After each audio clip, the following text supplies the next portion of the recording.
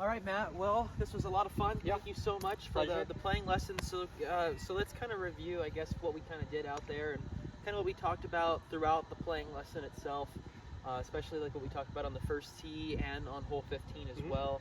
Um, Kind of with a couple other things, just so that we can, that way I understand and kind of what I can be doing in the meantime to help myself practice for what we talked about today on the course and make it to where I can actually play and incorporate the things that we talked about. So what do you Sure. think? So since this is a plain lesson, like literally we're talking about how we play golf.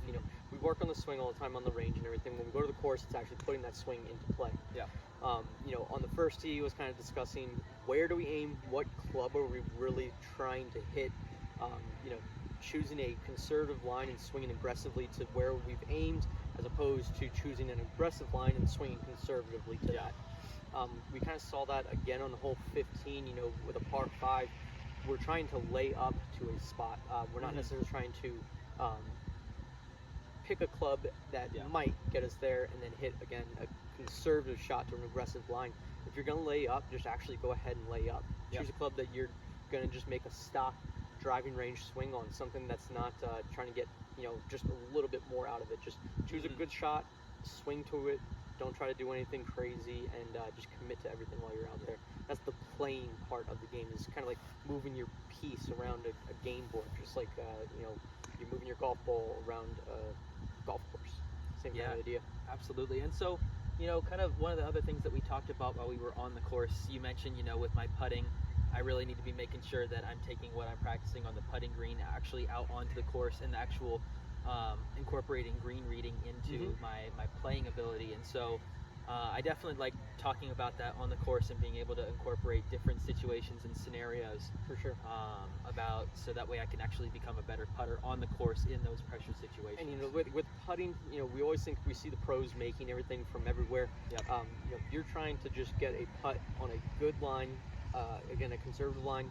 Most people under-read putts. Give yourself a little bit more break. Try to get the ball to stop somewhere near the hole. Gives you a better chance at making that putt. But if you don't make it, you're not out there three-jacking it left and right. No, absolutely. And so between now and when we meet next for our next lesson, I was just, what do you think I should be practicing after what you saw me do today, actually out on the course itself, so that, I can be practicing the skills here on the driving range and the practice facility that will help me on the course? One thing I like to do is on the driving range is, one, controlling the shots, controlling the clubs. I like to take one less club than what I can get to that green and try to see if I can get that club. So, if it's an 8-iron that's to the green, I'm going to take a 7 and see if I can still hold it that same distance.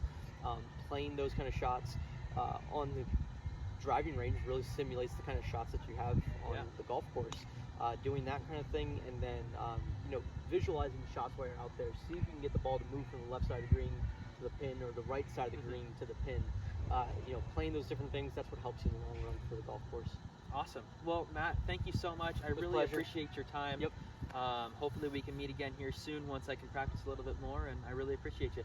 You're welcome. Thank you.